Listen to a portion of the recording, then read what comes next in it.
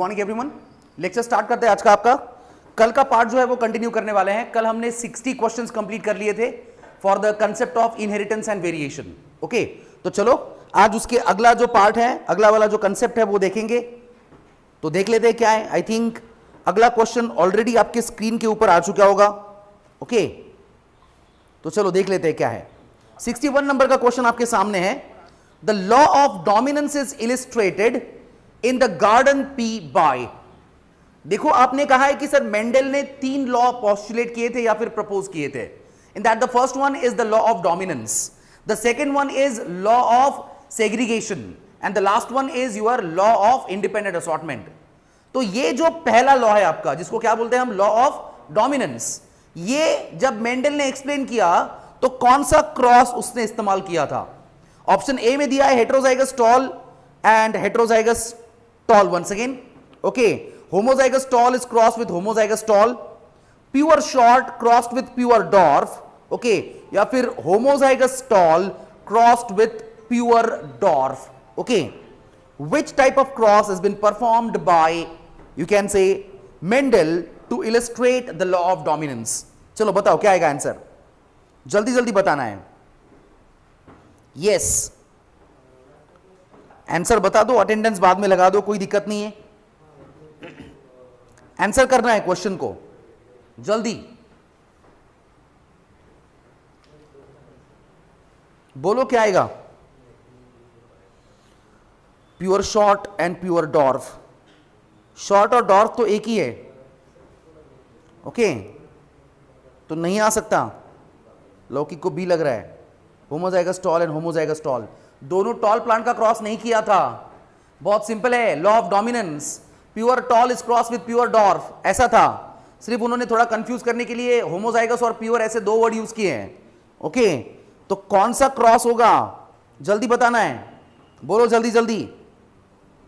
Yes, last option पढ़ो क्या है, होमोजाइगस टॉल मतलब क्या है, pure tall crossed with pure dwarf. ये क्रॉस करके उसने शो किया था लॉ ऑफ डोमिनेंस। तो ये जो क्वेश्चन है आपका 61 नंबर का, the right answer is option D. चलो अगला देखते हैं। अगला क्वेश्चन है आपका नंबर 62।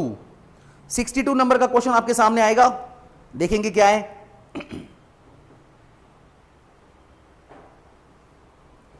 चलो आ चुका है। Which of the following Mendel's laws has not been proved to be true in all the cases. देखो मेंडल का कौन सा ऐसा लॉ है जो हर केस में ट्रू नहीं है।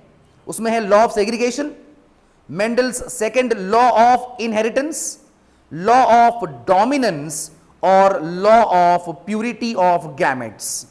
बताओ कौन सा है। यस, चलो 62 के आंसर्स आने लगे हैं। बहुत सिंपल है। Which of the following Mendel's laws has not been proved to be true in all the cases? Law of segregation, Mendel second law of inheritance, law of dominance और law of purity of gametes. बहुत simple question है। Actually 3 option एक ही law को indicate कर रहे हैं। Okay, yes, बहुत सारे लोग बोल रहे हैं लॉ ऑफ सेग्रीगेशन।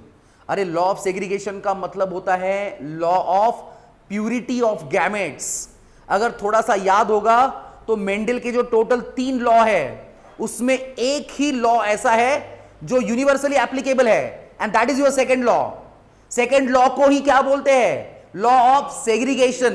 उसी को क्या बोलते हैं, law of purity of gametes. मतलब law of segregation, second law, law of purity of gametes, तीनों की तीनों क्या है, एक ही है, सेम ही है। ओके, तो एक ही ऑप्शन बचता है, that is law of dominance. क्योंकि मैंने बोला था इसके एक्सेप्शन भी देखे हमने। There is a concept of incomplete dominance, there is a concept of what, co dominance.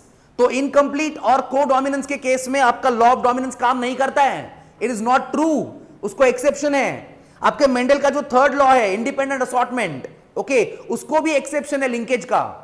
मतलब इंडिपेंडेंट असॉर्टमेंट का लॉ क्या बोलता है कि हर फैक्टर जो है वो अगले जनरेशन में कैसे पास होता है, इंडिपेंडेंटली पास होता है। उसका जो इनहेरिटेंस है किसी दूसरे के ऊपर डिपेंड नहीं है।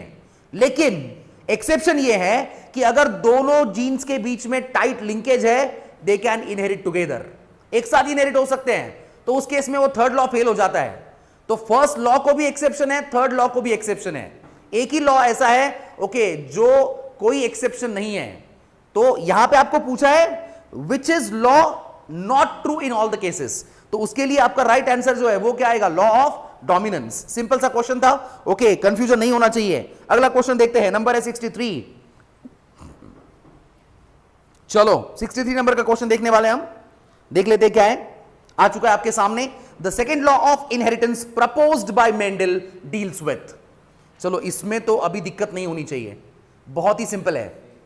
क्या है second law of dominance, sorry second law of inheritance propose by Mendel, किसके साथ डील करता है, डोमिनेंस, इंडिपेंडेंट असॉर्टमेंट, सेग्रीगेशन या फिर epistasis.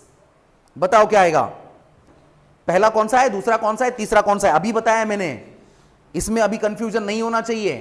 First is a law of dominance, second is a law of segregation and the third is a law of independent assortment. तो उन्होंने पूछा है सेकेंड वाला, तो सेकेंड वाला जो है वो कौन सा है आपका, law of segregation, which has been mentioned in the option C। Option C में मेंशन किया हुआ है, तो इसका जो राइट आंसर है वो क्या रहेगा आपका, option C will be right for this. चलो अगला देखते हैं, क्वेश्चन नंबर है आपका 64। 64 नंबर का क्वेश्चन आपके सामने आएगा, आ चुका है already, okay. Reappearance of recessive trait in F2 generation is due to, बताओ क्या है। आपने कल ही बताया था, हमने एक क्रॉस परफॉर्म किया था, capital T cross with what, small T. जब ये क्रॉस हम परफॉर्म कर रहे हैं F1 में क्या मिल रहा है हमको, कैपिटल टी स्मॉल टी। इसका सेल्फिंग करके जब हम F2 जनरेशन निकालेंगे, मैं डायरेक्टली लिख रहा हूं अभी, ओके, ये बहुत बार हो चुका है। पहला मिलता है कैपिटल टी, दूसरा मिलेगा capital T small T and what, small T. F1 generation के अंदर सारे प्लांट्स कैसे है, टॉल। F2 में 3 टॉल है और एक कैसा है, डॉर्फ है। मतलब ये जो कैरेक्टर है डॉर्फनेस, ये कहां पे रीअपियर हुआ है, F2 जनरेशन में। ये किसकी वजह से हुआ, ये आपको पूछा है, okay, this is the question. So is it due to law of independent assortment, is it due to law of dominance, is it due to the law of codominance और law of purity of gametes. लोग कौन से question को answer कर रहे पता नहीं है, लेकिन सी दिख रहा है मुझे हर जगह पे। ऐसा तो कोई लॉ भी नहीं है, लॉ ऑफ कोडोमिनेंस, पता नहीं आपने कहां पे पढ़ लिया। यस, कहां पे पढ़ा आपने, पता नहीं। यस, बोलो क्या है, क्वेश्चन समझ में आया सब लोगों को? क्वेश्चन अगर समझ में आया होगा तो आंसर करो। चलो अभी ट्रैक पे आ रहे हैं आंसर्स।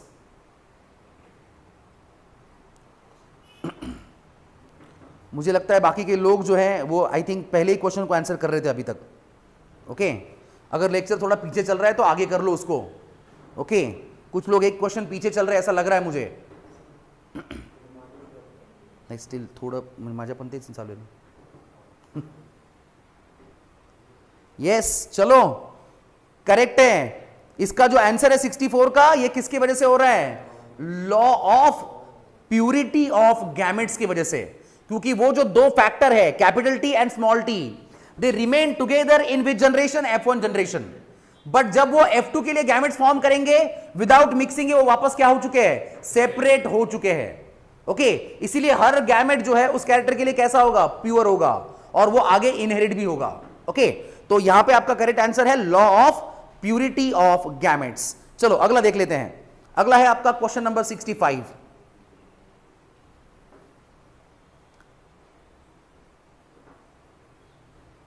चलो 65 नंबर का क्वेश्चन आपके सामने है already. Which of the Mendel's laws will always prove to be universally true in all cases.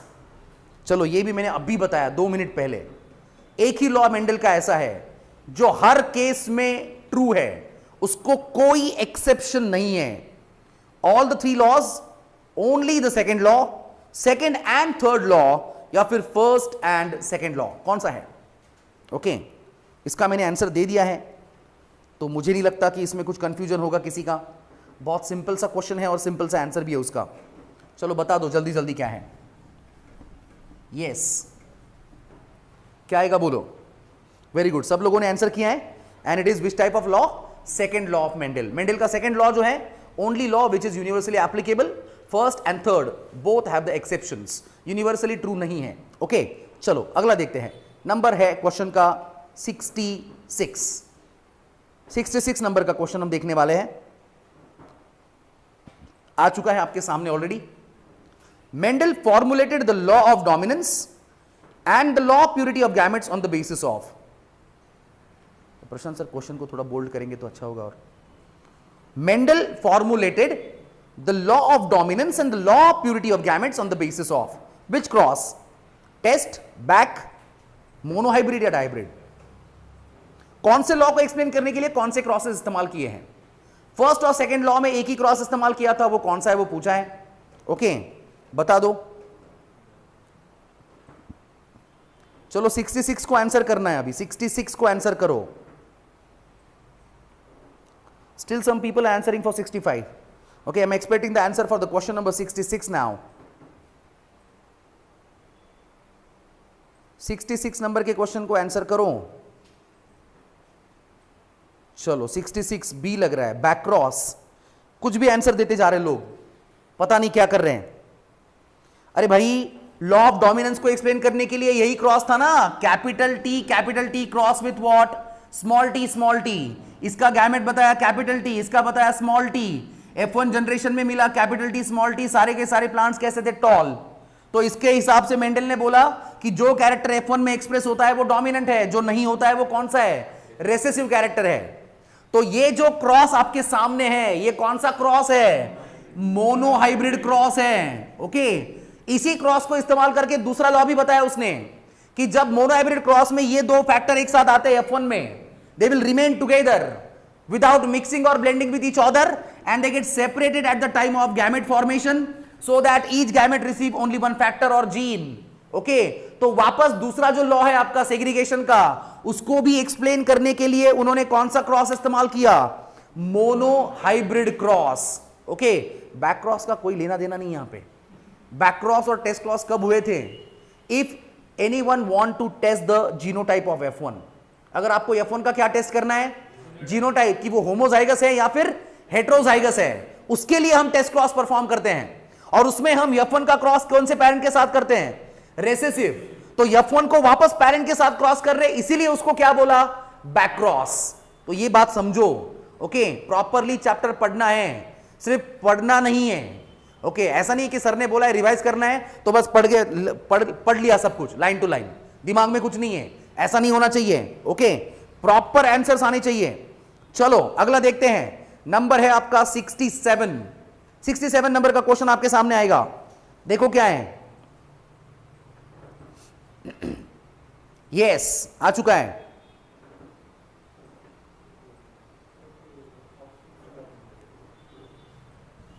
Options bold करने की जरूरत नहीं है, सिर्फ क्वेश्चन को बोल्ड करो.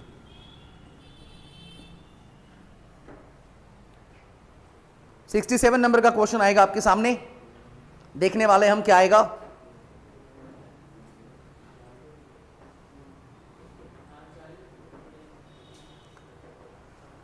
ऑप्शंस कुछ गड़बड़ दिख रहे हैं.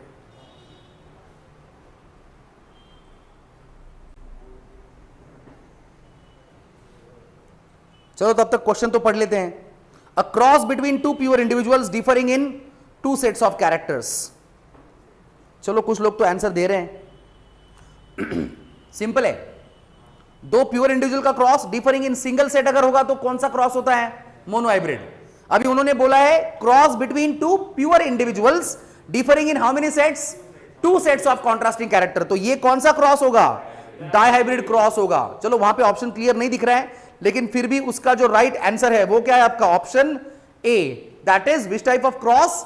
Dihybrid cross. अगला क्वेश्चन देख लेते हैं. चलो जाने दो, कोई दिक्कत नहीं है. नेक्स्ट क्वेश्चन की तरफ चले जाएंगे. क्वेश्चन नंबर है आपका 68. 68 नंबर का क्वेश्चन देख लेते हैं.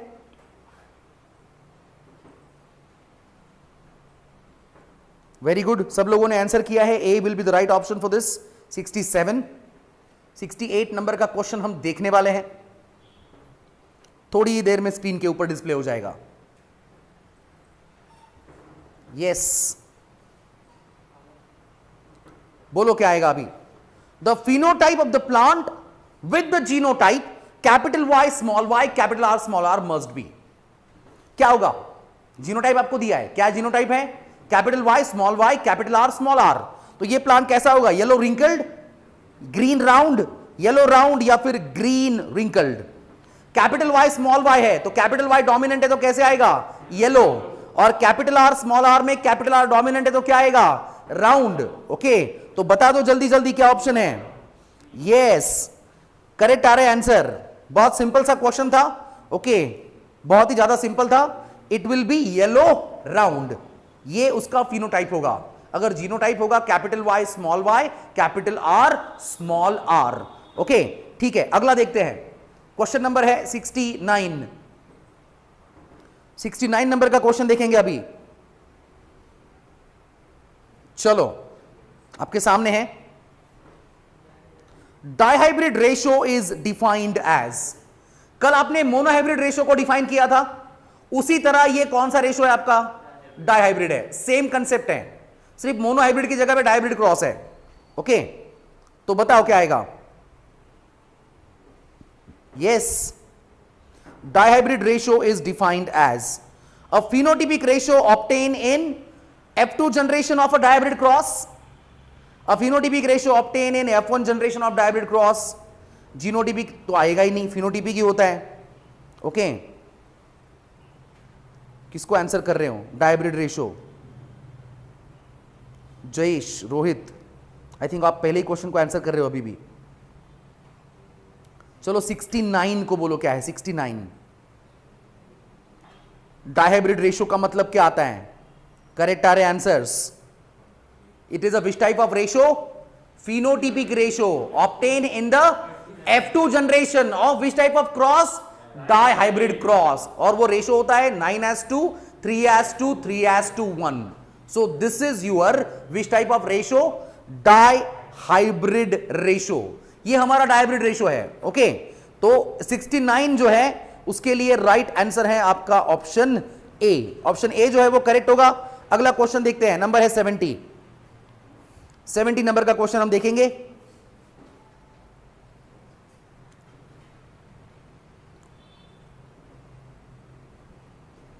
यस, आपके सामने है, चलो।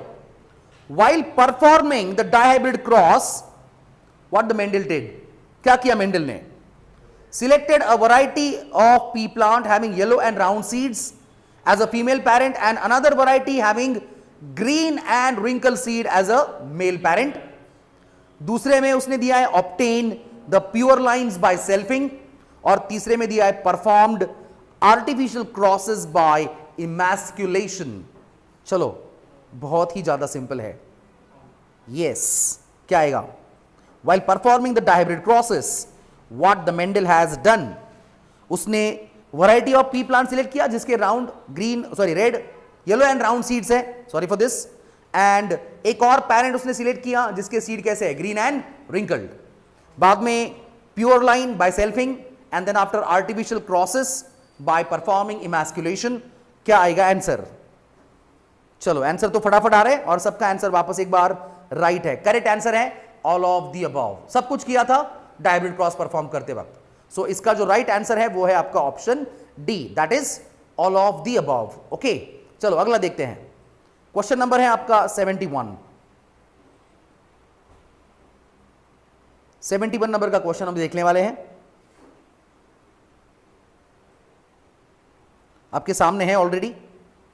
देखते हैं क्या है। Out of the 4 phenotypes obtained in the F2 generation of dihybrid cross between yellow round and green wrinkle seeds of the pea plant, 4 phenotype आपको मिलते हैं, करेक्ट है, 9:2, 3:2, 3:1। ओके, उसमें से 2 were parental and 2 were new combination, all were parental combination, all were recessive trait और all were the new combinations। क्या आएगा answer for the question number 71। मैं यहां पे थोड़ा होल्ड करने वाला हूं, I will wait for the answer for this question. Okay, आपको आंसर करना है।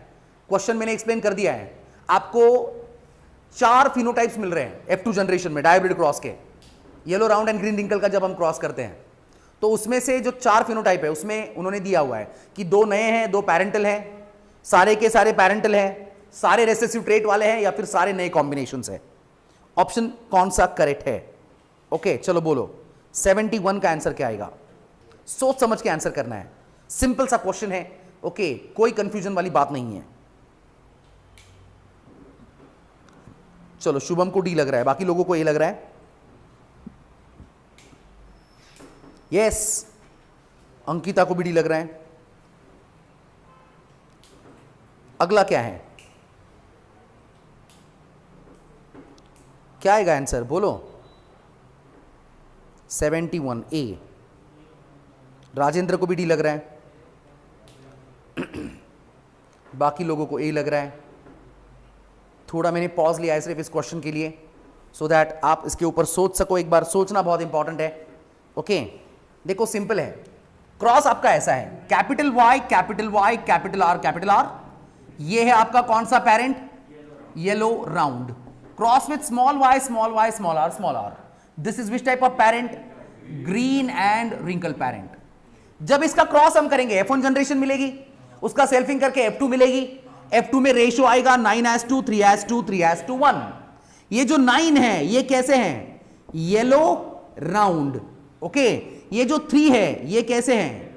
Yellow wrinkled. ओके, देन ये जो अगला 3 है this is green and round, और ये जो लास्ट वाला 1 है this is green and wrinkled. ये कॉम्बिनेशन मिल रहा है। तो येलो राउंड येलो राउंड, तो ये जो है ये कौन सा कॉम्बिनेशन हो गया? Parental. Okay, green wrinkled and green wrinkled, तो ये भी कौन सा कॉम्बिनेशन हो गया? पैरेंटल। पैरेंटल मतलब वो पेरेंट को क्या है? सेम है। लेकिन ये दो जो है वो क्या है? नए कॉम्बिनेशंस बने हैं, क्योंकि येलो राउंड है, यहां पे येलो के साथ कौन आ गया? रिंकल्ड। यहां पे ग्रीन रिंकल्ड है, यहां पे ग्रीन के साथ कौन आ गया? राउंड। तो टोटल 4 जो फिनोटाइप आपको मिले हैं उसमें से 2 जो है वो कौन से कॉम्बिनेशन है? Parental combination. और बचे हुए जो है 2 वो कौन से कॉम्बिनेशन है? न्यू कॉम्बिनेशन है। तो इसके लिए राइट आंसर जो है वो क्या रहेगा? Option A. ए ऑप्शन जो है वो राइट है। आई थिंक ये क्वेश्चन समझ में आ गया होगा। तो अगला क्वेश्चन देख लेते हैं। क्वेश्चन नंबर है 72। चलो देखते हैं क्या है। अगला क्वेश्चन देखेंगे। क्वेश्चन नंबर है 72,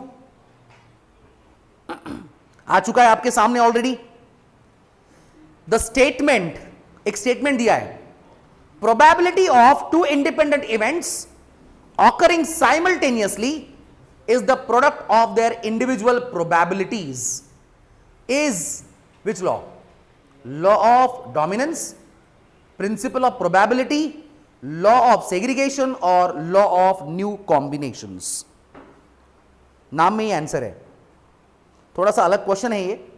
एक स्टेटमेंट दिया है, probability of 2 independent events occurring simultaneously is the product of their individual probabilities. Okay, so this is called as what?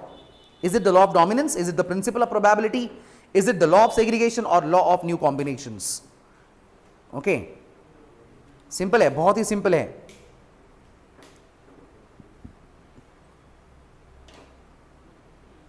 चलो, सिंपल क्वेश्चन है और सब लोग उसको आंसर भी कर रहे हैं और राइट भी दे रहे हैं।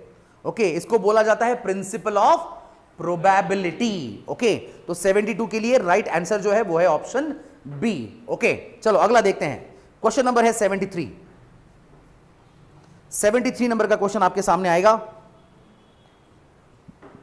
उसी के ऊपर बेस्ड है। अभी आपने बोला था the probability of 2 individual events occurring independently is the product of their individual probabilities. तो देखो 3:1 into 3:1 is equal to what? 9:2 3:2 3:1। ये क्या सिग्निफाई करेगा? ये ट्राइब्रिड रेशो है, 2 मोनोहाइब्रिड रेशो है। Dihybrid ratio is a product of 2 monohybrid ratio और none of the above. जो आपको दिख रहा है वही बताना है, जो दिख रहा है वही बताना है। 9:2 3:2 3:1 ये कौन सा रेशो है? डायहाइब्रिड। और 3:1 जो है वो कौन सा रेशो है? मोनोहाइब्रिड। तो dihybrid ratio is a product of 2 monohybrid ratios. इतना सिंपल है। मैं बोला आपको, जो आपको वहां पे दिख रहा है वही आंसर है। सो 9:2 3:1 ये कौन सा रेशो है? डायहाइब्रिड। 3:1 ये कौन सा रेशो है? मोनोहाइब्रिड। 2 मोनोहाइब्रिड रेशो का क्या दिख रहा है? वहां पे प्रोडक्ट लिया है हमने, और प्रोडक्ट के बाद क्या मिल रहा है? डायहाइब्रिड रेशो मिल रहा है। ओके, तो इसका जो करेक्ट आंसर है, करेक्ट ऑप्शन है, वो कौन सा आएगा?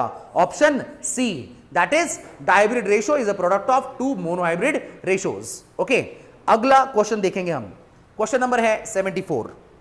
74 नंबर का क्वेश्चन आपके सामने आएगा, ऑलरेडी आ चुका है। Okay, Mendel's pattern of inheritance सिस्टेमिका और सिस्टेमैटिका शोड द प्रोजेनी इन। चलो, मेंडल ने जो इनहेरिटेंस का पैटर्न है, जो प्रोजेनी होती है, ओके, वो कहां पे शो की? Checker board, square board, cross board या फिर ऑल ऑफ दीज। इतना सिंपल है, नाम में ही है उसके। जो आप दिखाते हो F2 जनरेशन के लिए जो हमने बोर्ड्स बनाए थे, ओके, उसको क्या बोलते हैं हम? चेकर बोर्ड बोलते हैं, स्क्वायर बोर्ड बोलते हैं, क्रॉस बोर्ड बोलते हैं, कि ऑल ऑफ दीज बोलेंगे उसको? व्हाट इट वुड बी, क्या होगा? सिंपल है। साइंटिस्ट का नाम भी कल हमने देखा था कि वो जो मेथड है वो कौन से साइंटिस्ट ने दिया था? ओके, पुनित नाम का साइंटिस्ट था। तो आगे क्या है? पुनित का क्या होता है? चेकर बोर्ड होता है, स्क्वायर बोर्ड होता है, पुनित चेकर बोर्ड, पुनित स्क्वायर बोर्ड, पुनित का क्रॉस बोर्ड या फिर ऑल ऑफ दीज। सिंपल है, सब लोगों ने आंसर किया है। It is called as a checker board. Checker board method है, ओके, उसके थ्रू मेंडल ने वो प्रोजेनी शो की थी to show the pattern of inheritance. चलो अगला देखते हैं। क्वेश्चन नंबर है 75। 75 नंबर का क्वेश्चन हम देखने वाले हैं। यस, आपके सामने क्वेश्चन आ गया ऑलरेडी। चलो बता दो। The conclusions made by Mendel based on the dihybrid cross. कल हमने देखा था conclusion made by Mendel on the basis of monohybrid cross. अभी वो पूछ रहे डायहाइब्रिड क्रॉस के बाद क्या कंक्लूजन निकाले मेंडल ने।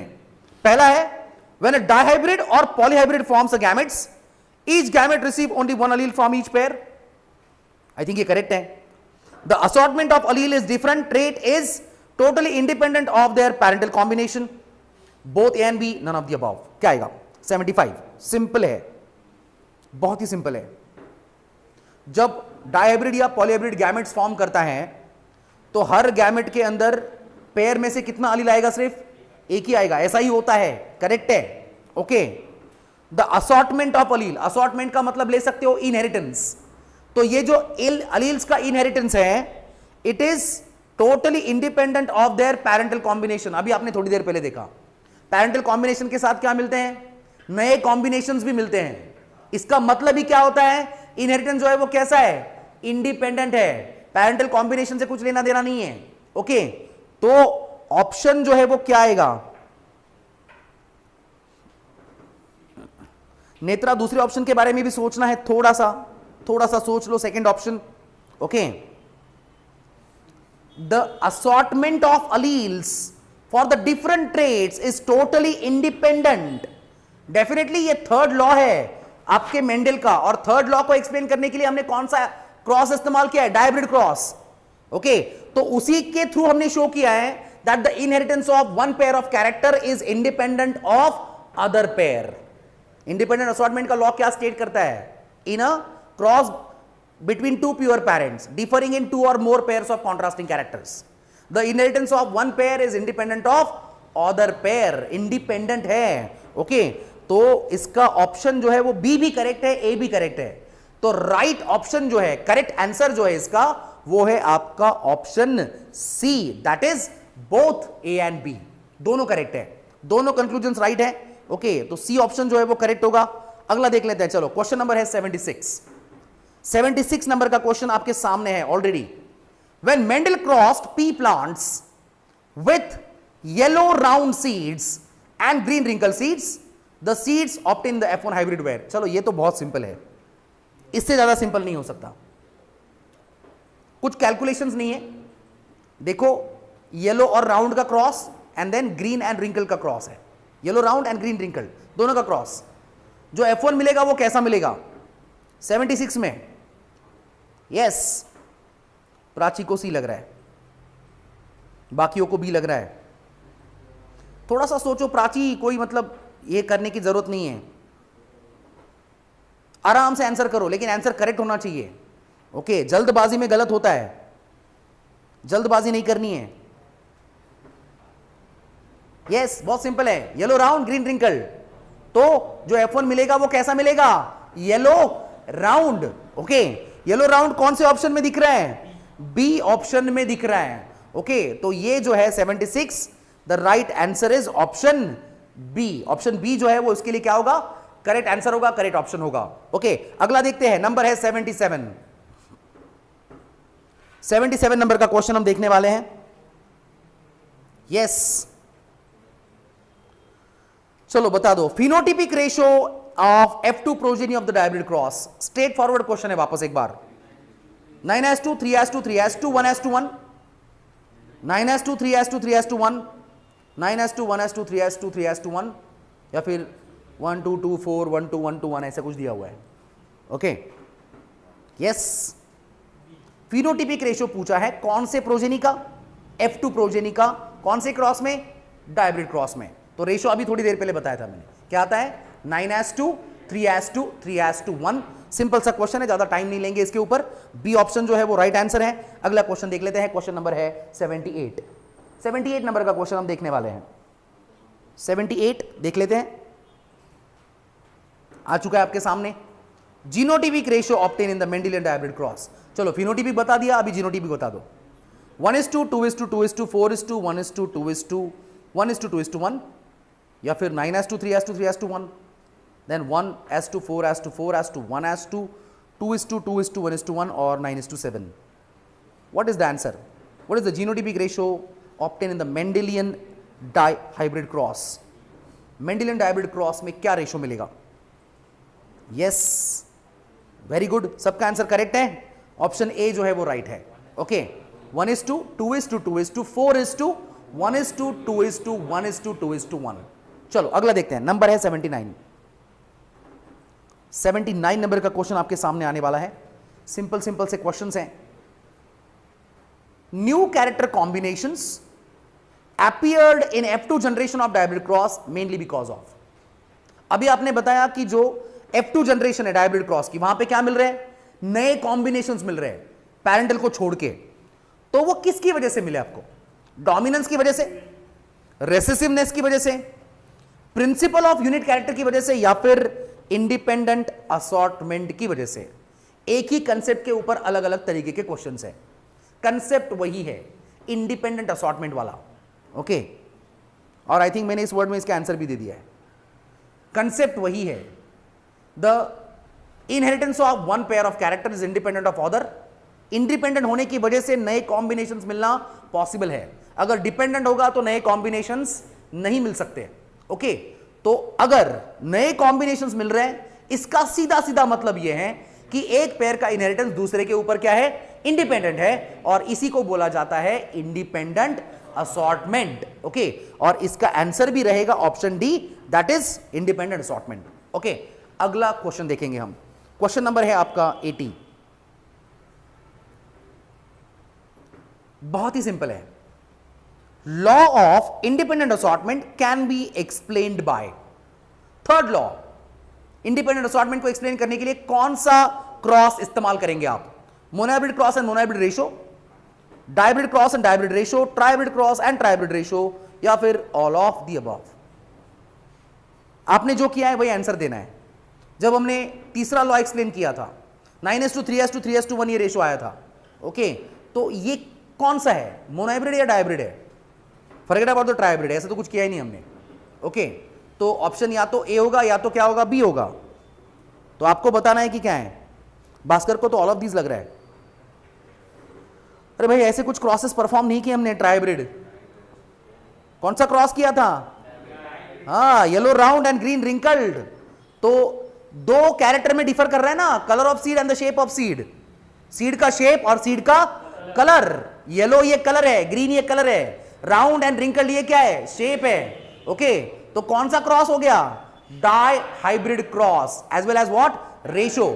ओके तो 80 के लिए राइट आंसर जो है वो क्या आएगा? Option B. ऑप्शन बी जो है वो राइट है। अगला देखते हैं, चलो नंबर है 81। 81 नंबर का क्वेश्चन देखने वाले हैं हम। चलो dash occurs due to crossing over taking place during meiosis. 11th में हमने पढ़ा था सेल डिवीजन। पैचिटिन नाम का फेज होता है प्रोफेज 1 में, जहां पे होमोलॉगस क्रोमोसोम के नॉन सिस्टर क्रोमैटिड एक दूसरे के ऊपर क्या होते हैं? ओवरलैप। ये दिखाया था आपने। ये आपका क्रोमोसोम है और ये सिस्टर क्रोमैटिड है, ये दूसरा है। होमोलॉगस क्रोमोसोम के नॉन सिस्टर क्रोमैटिड एक दूसरे के ऊपर क्या हो गए? ओवरलैप। इस ओवरलैपिंग के प्रोसेस को क्या बोलते हैं? Crossing over. तो इसकी वजह से क्या होगा? लिंकेज होगी, रिकॉम्बिनेशंस होंगे, सेग्रीगेशन होगा, या फिर म्यूटेशन होगा। लौकिक सोच समझ के आंसर करो। भास्कर को भी लिंकेज लग रहा है, सब लोगों को लिंकेज लग रहा है। अभी क्या पढ़ते हो आप लोग, मुझे अभी भी समझ में नहीं आता है।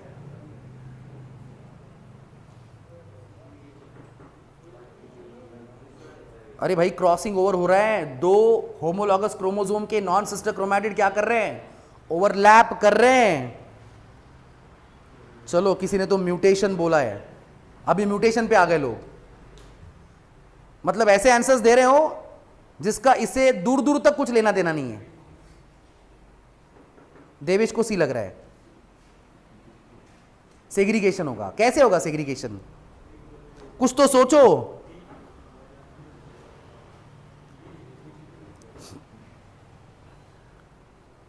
चलो अभी तो बी पे आ गए लोग, सब कुछ ट्राई कर लिया अभी हमने, ए भी ट्राई कर लिया, बी भी ट्राई कर लिया, सी भी कर लिया, डी भी कर लिया। लौकिक को म्यूटेशन लग रहा है, बी ए क्या है पता नहीं।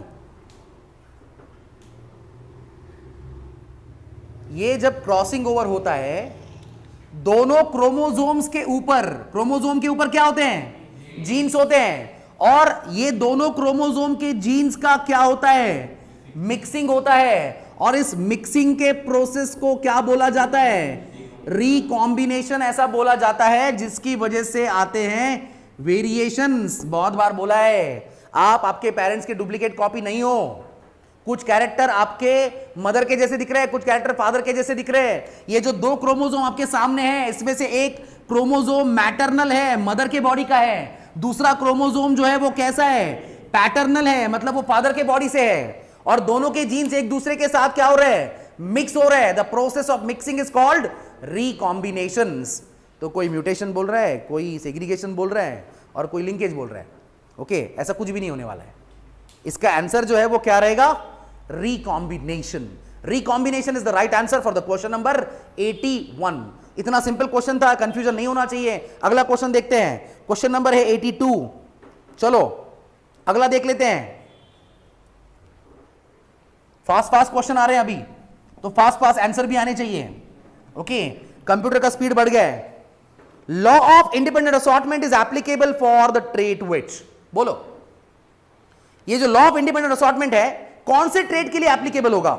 ऐसा trait which are located on different chromosome, the trait which are located on the same chromosome, are located on homologous chromosome, और both B and C. Yes, क्या आएगा, बहुत सिंपल है। नेत्रा का आंसर आ चुका है सबसे पहले। ओके, लौकिक, सोनाली, भास्कर, वेरी गुड। चलो करो आंसर करो, राइट आ रहे हैं। बहुत सिंपल है। लॉ ऑफ इंडिपेंडेंट असॉर्टमेंट के लिए जो भी ट्रेट है, देखो जैसे येलो और राउंड है, ग्रीन एंड क्या है, रिंकल्ड है, तो दे should be located on what, different chromosomes. Different chromosome के ऊपर होगा तो ही एप्लीकेबल है, अदरवाइज नहीं होगा। क्योंकि एक ही क्रोमोसोम के ऊपर होता है तो हम बोलते हैं कि वो सारे जीन्स एक दूसरे के साथ लिंक है। अगर ये एक क्रोमोसोम है तो इसके ऊपर जितने भी जीन्स प्रेजेंट हैं हम ऐसा बोलेंगे all are linked with each other. और अगर लिंक है तो आपका इंडिपेंडेंट असॉर्टमेंट होना थोड़ा सा मुश्किल है। तो वो सेम क्रोमोसोम पे नहीं हो सकते, they should be on what, different chromosome. तो इसका जो राइट आंसर है वो है आपका option A, which is very right. They are located on which type of chromosomes, different chromosomes. Very good. अगला देखते हैं, नंबर 83। 83 नंबर का क्वेश्चन देखने वाले हैं हम। ये तो बहुत सिंपल है, पूछना है कि नहीं पूछना है वो भी मुझे डाउट है अभी। The 3 important laws of heredity कौन से हैं, gene linkage, character segregation and independent assortment. Is it gene linkage, linkage का तो कोई सवाल ही नहीं, यहां पे ऐसा कोई लॉ दिया है नहीं मेंडल ने। तो अगर आपने पहले ऑप्शन में आपको और दूसरे ऑप्शन में जीन लिंकेज दिख रहा है, आगे नहीं पढ़ा तो भी चलेगा, इतना सिंपल है। ओके, सी में क्या दिया है देखो, segregation, independent assortment and dominance recessiveness. शायद ये हो सकता है segregation, independent assortment and codominance. बहुत सिंपल है, कोडोमिनेंस वाला लॉ भी मेंडल ने नहीं दिया है, it is post Mendelian genetics. Okay, Mendel के वर्क के रीडिस्कवरी के बाद ये कंसेप्ट आए हैं, incomplete dominance, codominance, okay, pleiotropy, multiple alleles, polygenic inheritance, ये सब कुछ आपने जो देखा है। Okay, this is in the post Mendelian genetics after Mendel. Okay, तो मेंडल ने 3 लॉ दिए हैं। पहला कौन सा है, लॉ ऑफ डोमिनेंस, जिसको आप क्या बोल सकते हो, डोमिनेंस एंड रेसेसिवनेस, चलेगा, कोई दिक्कत नहीं है। दूसरा है लॉ ऑफ सेग्रीगेशन और तीसरा है आपका लॉ ऑफ इंडिपेंडेंट असॉर्टमेंट। तो ये कौन से ऑप्शन में दिख रहे हैं, सी ऑप्शन में दिख रहे हैं। तो इसके लिए राइट आंसर जो है वो है आपका ऑप्शन सी। ओके, चलो अगला देखते हैं, नंबर है 84। 84 नंबर का क्वेश्चन देखने वाले हैं हम। Mendel did not propose the law of, कौन सा लॉ मेंडल ने प्रपोज नहीं किया है, सेग्रीगेशन, डोमिनेंस, इनकंप्लीट डोमिनेंस या फिर इंडिपेंडेंट असॉर्टमेंट। चलो बोलो क्या है। वेरी गुड, आंसर्स आने लगे हैं वापस, फास्ट आ रहे हैं, इतने ही फास्ट आने चाहिए और एक्यूरेसी के साथ आना बहुत जरूरी है। शिव प्रसाद को कुछ अलग लग रहा है एक ही आंसर बीच में दूसरा कुछ आ गया है। ओके, बाकी लोगों का सेम आ रहा है। शिव प्रसाद एक बार चेक करो, कौन सा लॉ मेंडल ने प्रपोज नहीं किया है, ऐसा पूछा है। क्वेश्चन को प्रॉपरली पढ़ लो आराम से। तो सेग्रीगेशन प्रपोज किया है, डोमिनेंस भी प्रपोज किया है, इंडिपेंडेंट असॉर्टमेंट भी प्रपोज किया है, लेकिन Mendel has not propose the law of incomplete dominance, ऐसा कोई लॉ ही नहीं है। ओके, तो कौन सा आंसर आएगा, ऑप्शन सी। हाँ शिव प्रसाद वही बोल रहा हूं मैं, जल्दबाजी नहीं करनी है, आराम से करो, आराम से करो। ओके, अगला देखते हैं, चलो 85 नंबर का क्वेश्चन है। चलो, the reason behind the success of Mendel. इतने सिंपल क्वेश्चन पूछ रहा है कंप्यूटर आपसे, ओके, हद से बाहर है। मेंडल के सक्सेस के पीछे क्या रीजन थे, choice of material, is it, use of pure lines, maintenance of qualitative and quantitative records, या फिर ऑल ऑफ दीज। कितना सिंपल है देखो, और इतने सिंपल लेवल के क्वेश्चन इस साल भी पूछे गए थे एग्जाम में। ओके, यही क्वेश्चन है, ऐसा समझ के चलो ऑलमोस्ट। ओके, अगर यहां पे आपके बहुत सारे आंसर्स करेक्ट आ रहे हैं तो you are on the very right path of preparing your entrance. आपका एंट्रांस का प्रिपरेशन बहुत अच्छे पाथ पे चल रहा है, राइट ट्रैक पे चल रहा है, ये समझ लो, ये कंक्लूजन निकाल सकते हो। जैसे मेंडल ने कंक्लूजन निकाला वैसे हम भी कंक्लूजन निकाल सकते हैं। अगर बहुत सारे आंसर्स राइट आ रहे हैं, कोई गलती नहीं हो रही है, ओके, तो प्रिपरेशन सही चल रहा है। इसी तरह के क्वेश्चंस एंट्रांस में आएंगे। ओके, तो करेक्ट है, सब लोगों ने आंसर दिया है, सबका आंसर राइट है, सारे के सारे रीजंस है मेंडल के सक्सेस के। सबसे पहले तो उसने मटेरियल का चॉइस इंपॉर्टेंट था, ओके, दूसरा प्योर लाइंस का इस्तेमाल, और जो क्वालिटेटिव और क्वांटिटेटिव रिकॉर्ड्स उसने मेंटेन किए वो भी बहुत इंपॉर्टेंट थे। ओके, तो answer is all of the above. अगला क्वेश्चन देखने वाले हैं, क्वेश्चन नंबर है 86। चलो देखते हैं क्या है। 86 नंबर का क्वेश्चन है, अ टेस्ट क्रॉस क्या है, is used to investigate whether the dominant expression is homozygous or heterozygous, involve mating of F1 hybrid with a homozygous recessive parent, both A and B, none of these। सोच समझ के answer करो, कोई जल्दबाजी नहीं है। 86 नंबर का question आप सॉल्व कर रहे हो। चलो आंसर्स आने लगे हैं, नेत्रा, आकांक्षा, भास्कर, बाकी लोगों ने भी आंसर करना है। यस, जल्दी जल्दी करो। Very good.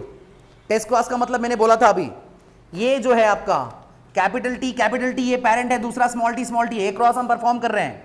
F1 में जो है वो क्या आता है, कैपिटल टी स्मॉल टी। ये अभी बोर्ड पे लिखा है कैपिटल टी स्मॉल टी, इसलिए पता चल रहा है आपको, लेकिन मेंडल को सिर्फ ये दिखा था कि ये प्लांट जो है वो कैसा है, टॉल है, सिर्फ टॉल दिख रहा है उसको। उसको नहीं पता है कि वो होमोजाइगस टॉल है या फिर हेटेरोजाइगस टॉल है। तो इसको कंफर्म करने के लिए उसने कौन सा क्रॉस परफॉर्म किया था, टेस्ट क्रॉस। और इसमें क्या करते हैं हम, तो F1 का जो क्रॉस है वो किसके साथ करते हैं, रेसेसिव पेरेंट के साथ। तो दोनों ऑप्शंस मैच हो रहे हैं। It is used to investigate whether the dominant expression is homozygous और हेटेरोजाइगस। और दूसरा इसमें हमने क्या किया, तो F1 हाइब्रिड का मेटिंग किसके साथ कर दिया, होमोजाइगस रेसेसिव पेरेंट के साथ। दोनों करेक्ट हैं, तो ऑप्शन कौन सा करेक्ट होगा, सी ऑप्शन करेक्ट आएगा। That is both A and B. Okay, correct है, सबके आंसर राइट है। अगला क्वेश्चन देखते हैं 87 नंबर का। Will go for the next one. Question number है 87। चलो आपके सामने है, in F2 hybrid to check the tall plant is homozygous और heterozygous, which cross is perform. Same concept है। ओके, कौन सा क्रॉस परफॉर्म किया जाएगा, सोच समझ के आंसर करो, सोच समझ के आंसर करो। ट्रिक है थोड़ा सा क्वेश्चन में। क्वेश्चन में मैं बोल रहा हूं थोड़ा सा ट्रिक है, आराम से आंसर करो, नहीं गया सब पानी में। मैंने आपको हिंट दिया था, क्वेश्चन में थोड़ा ट्रिक है, आराम से आंसर करो। F2 हाइब्रिड को चेक करने के लिए टॉल प्लांट होमोजाइगस से हेटेरोजाइगस से कौन सा क्रॉस परफॉर्म कर रहे हैं हम, कौन सा क्रॉस परफॉर्म कर रहे हैं? क्वेश्चन में थोड़ा ट्रिक है,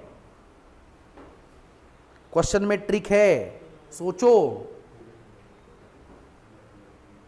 सी डी चल रहा है, मोनो हाइब्रिड क्रॉस बता रहे कुछ लोग तो। अरे भाई capital T cross with small T, ये क्रॉस है, कितनी बार ये क्रॉस करेंगे हम? ओके, F1 क्या मिला? Capital T small T. ये F1 होमोजाइगस है कि हेटेरोजाइगस है, इसको अगर चेक करना है तो कौन सा क्रॉस परफॉर्म किया था? Test cross. इसमें F1 का क्रॉस कौन से पेरेंट के साथ किया? रेसेसिव पेरेंट, मतलब वापस पेरेंट के साथ क्रॉस किया, तो इसी को क्या बोल सकते हो? बैक क्रॉस भी बोल सकते हो। ये भी बताया था, every test cross is a back cross, but every back cross is not a test cross. अगर F1 का क्रॉस इसके साथ करेंगे तो ये बैक क्रॉस ही होगा, लेकिन इसको क्या नहीं बोल सकते? टेस्ट क्रॉस नहीं बोल सकते, उससे आपको जीनोटाइप पता नहीं चलेगा। ओके, तो वापस एक बार रिपीट कर रहा हूं statement, every test cross is a back cross, but every back cross is not a test cross. तो टेस्ट क्रॉस को बैक क्रॉस बोल सकते हो, तो दोनों ऑप्शन में दिख रहा है, तो ऑप्शन कौन सा करेक्ट आएगा? D, both A and B, दोनों करेक्ट हैं। मैंने बोला था क्वेश्चन में ट्रिक है। ओके, फिर भी आंसर करे जा रहे लोग। ओके, अगला देखते हैं क्या है। चलो 88 नंबर का, 88 नंबर का क्वेश्चन। अभी अगर नहीं आया तो देखो क्या होता है। ये तो बहुत सिंपल है, आना चाहिए। इसमें से आपको बैक क्रॉस ढूंढना है। बोलो, which of the following ratio refers to the back cross? Ratios नहीं है लेकिन क्रॉस ही दिया है, कौन सा बैक क्रॉस है वो ढूंढो। Capital A cross with capital A small A, capital A small A cross with capital A small A, capital A small A cross with capital A, या फिर capital A cross with capital A. Back cross कौन सा होगा?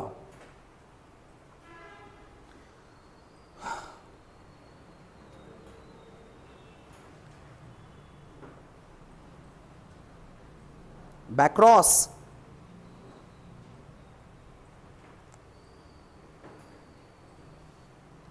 Back cross कौन सा है?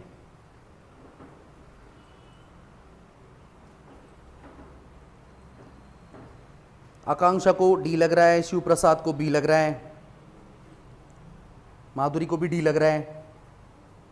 अरे भाई क्या है? किसी को सी लग रहा है। करेक्ट क्या है? क्रॉस ऐसा होगा शायद, देखो capital A cross with what? Small A. इसका गैमेट क्या आएगा? Capital A. इसका क्या आएगा? Small A. F1 क्या होगा? Capital A small A. आपको ढूंढना है कौन सा क्रॉस? Back cross. तो या तो इसका क्रॉस इसके साथ करो तो बैक क्रॉस होगा, या तो इसका इसके साथ करो तो भी बैक क्रॉस होगा। तो सबसे पहले क्या होना चाहिए? Capital A small A cross with what?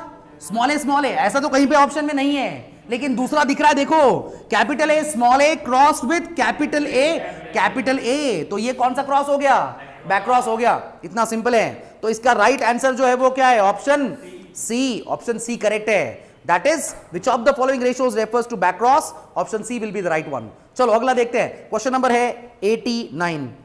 89 number का क्वेश्चन हम देखने वाले हैं। चलो आपके सामने है question, a cross between individuals with unknown genotype for a particular trait with the recessive plant for the trait is called. वापस सेम कंसेप्ट के ऊपर क्वेश्चन पूछ रहे हैं भाई आपको। एक क्रॉस हम कर रहे हैं जिसका जीनोटाइप क्या है? अननोन है। ओके, जीनोटाइप चेक करना है। किसका जीनोटाइप चेक करते हैं हम? F1 का, ये तो पता हो गया। अब इसका क्रॉस किसके साथ हो रहा है? Recessive plant for the trait. Okay, तो अगर F1 का क्रॉस रेसेसिव पेरेंट के साथ हो रहा है तो ये कौन सा क्रॉस हो जाएगा? बैक, टेस्ट, मोनो या फिर डाई हाइब्रिड क्रॉस? बोलो क्या आएगा? यस। चलो अभी तो ठीक हो रहा है, अभी तो ठीक आ रहे हैं आंसर्स। चलो जल्दी जल्दी आंसर करने हैं। बोलो क्या आएगा? 89 नंबर का क्वेश्चन आपके सामने है। वेरी गुड, सबका आंसर राइट है। ये है आपका कौन सा cross? Test cross, test cross होगा डेफिनेटली। अगला देखते हैं, चलो क्वेश्चन नंबर है 90 नंबर का क्वेश्चन हम देखेंगे। The interaction between two alleles which are present on the same gene locus of the two homologous chromosomes। चलो जीन इंटरैक्शंस के क्वेश्चन स्टार्ट हो गए। मेंडेलियन जेनेटिक्स खत्म कर लिया हमने, ओके, पोस्ट मेंडेलियन जेनेटिक्स वाला पार्ट स्टार्ट हो गया है। तो बता दो क्या है? Interaction between two alleles which are present on the same gene locus of the homologous chromosomes। Same locus पे है तो क्या होगा? Intragenic, intergenic, okay, intra allelic या फिर both A and B? What is the answer for this? अरे बहुत simple है, intragenic, intra allelic, intergenic, both A and B. Same है। सेम के लिए वर्ड कौन सा यूज होता है और डिफरेंट के लिए कौन सा यूज होता है? सेम होगा तो इंट्रा, अलग होगा तो इंटर, ओके। तो क्या आएगा? सैनिटाइजर्स की बोतल आ रही है, पता नहीं क्यों, शायद वो सैनिटाइजर से क्वेश्चन को हटाना चाहते हैं। नहीं हटेगा, परमानेंट मार्कर से लिखा है। यस,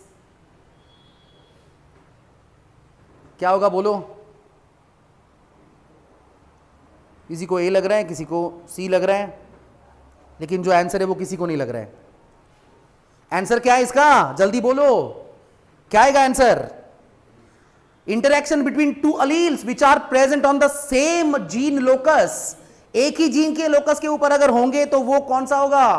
इंट्राजेनिक, या फिर उसी को क्या बोल सकते हो?